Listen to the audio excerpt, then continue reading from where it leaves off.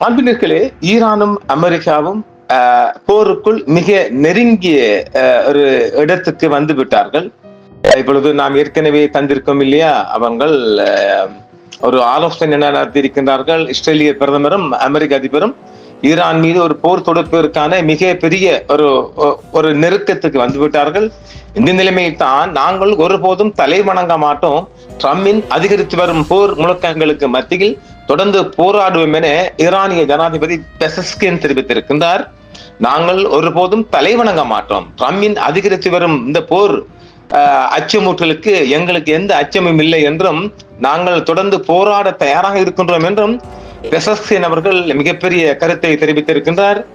ஈரானின் ஜனாதிபதி மசூத் பெசஸ்கின் எந்த ஒரு சக்திக்கும் ஒருபோதும் அடிபணிய மாட்டேன் என்றும், சுகபோகங்களுக்காக தேசத்தின் கண்ணியத்தை தியாகம் செய்ய மாட்டேன் என்றும் சபதம் செய்திருக்கின்றார். இன்றைய செவ்வாய்க்கிழமை பிந்திய இரவு செய்தியாக 3 நாட்களில் ஈரானை மண்டியிட செய்வதில் தோல்வியடைந்த எதிரி இப்போது ஈரானிய மக்களுக்கும் அவர்களது அதிகாரிக்கும் இடையே பிளவை ஏற்படுத்த முயற்சிக்கிறது என்று பெசஸ்கியன் குறிப்பிட்டிருக்கின்றார். நாங்கள் தலைவணங்க மாட்டோம், நாங்கள் எந்த சக்திக்கும் ஒருபோதும் தலைவணங்க மாட்டோம் என்றும், சுகபோகத்திற்கும் நமது சொந்த உலக ஆசைகளுக்காகவும் நாட்டின் கண்ணியத்தை நாங்கள் தியாகம் செய்ய மாட்டோம் என்றும், நம் நாட்டை விவேகத்துடன் ஞானத்துடனும் நிர்வகிக்க வேண்டும் என்றும் அவர் தெரிவித்திருக்கின்றார்.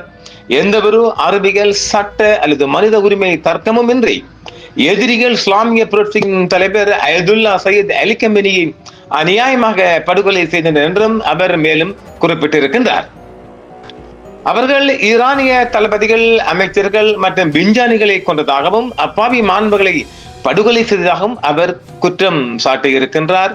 மனித உரிமைகளையும் சர்வதேச சட்டத்தையும் நிலைநிறுத்துவதாக கூறிக்கொள்வர்கள் அந்த குற்றங்களை பார்த்தும் வேடிக்கை பார்த்து கொண்டும் ஒதுங்கி நிற்கிறார்கள் என்றும் பெசஸ்கின் குற்றம் சாட்டியிருக்கின்றார்.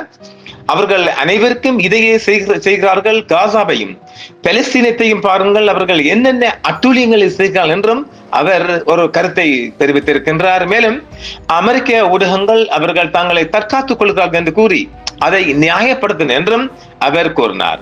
அவர்கள் படுகொலைகளை தற்காப்பு என்று அழைப்பதாக குறிப்பிட்டார். அவர்களிடமும் அதிகாரமும் பலமும் இருக்கிறது என்றும் இந்த காரியங்களை செய்கிறார்கள் என்றும் பெசஸ்கின் கருத்து தெரிவிக்கின்றார். ஆழமான கருத்துக்களாக பிப்ரவரி 28 அன்று அயதுல்லா கமேனி மற்றும் பல உயர்மட்ட ராணுவ தளபதிகளின் படுகொலைகளை தொடர்ந்து அமெரிக்காவும் இஸ்ரேலும் ஈரானுக்கு எதிராக எந்தவித தூண்டுதலுமின்றி போரை தொடங்கின. இதற்கு பதிலடியாக ஈரானிய ஆயுத படைகள் 40 நாட்களில் 100 கட்டங்களாக, அதாவது வேவ் ஹேண்டட் அலை 100 கட்டங்களாக எதிர் தாக்குதல்களை நடத்தி அமெரிக்க மற்றும் இஸ்ரேலிய ராணுவ சொத்துக்களை, இலக்குகளை குறிவைத்தன என்றும் அவர் குறிப்பிட்டிருக்கின்றார். ஏப்ரல் 8 அன்று பாகிஸ்தானின் மத்தியஸ்தில் 2 வார கால போர் நிறுத்தம் ஏற்படுத்தப்பட்டது. ஆனால் வாஷிங்டன் தனது வாக்குறுதிகளை நிறைவேற்றுவதில் ஆழ்ந்த நம்பிக்கையின்மை இருப்பதாக காரணம் காட்டி ஈரானிய தூதுக்குழு எந்த ஒரு உடன்பாடும் எட்டப்படாமல் தெஹ்ரானுக்கு திரும்பியது. அமெரிக்க கடற்படை முற்றுகையை நீக்குவதை பொறுத்தே போர் நிறுத்த பேச்சுவார்த்தைகளுக்கு திரும்புவது அமையும் என்று ஈரான் தெளிவுபடுத்தியுள்ளது. தொடரும் இந்த முற்றுகை போர் நிறுத்த ஒப்பந்தத்தை மீறுவதாகும் என்றும் ஈரான் குற்றம் சாட்டியிருக்கின்றது.